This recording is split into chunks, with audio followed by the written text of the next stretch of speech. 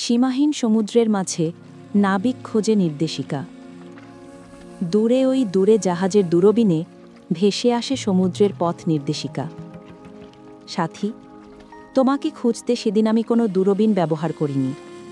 আমার মনের সমুদ্রের তোমার আলোকবর্তিকা বারবার পথ দেখিয়েছে। কথা ছিল বিদেশ থেকে ফিরে সুখের সংসার রচনা করব। জানি না কিসের মোহে সকল পথ চলা নিমেষে শেষ করে চলে গেলে।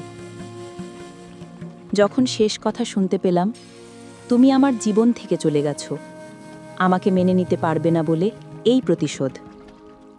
বিশ্বাস করো, সেদিন আর কোনো কাজ করতে পারিনি, যেমন পারিনি বিগত কয়েকটি মাস। ধীরে ধীরে নিজেকে সামলে নিতে চেষ্টা করলাম।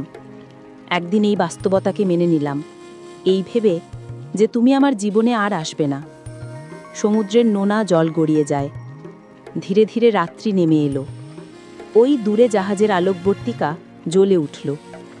চিকচিক সমুদ্রের পানি দ্রুত চলে যায়। নীরব দীর্ঘশ্বাস বুকের ভেতর।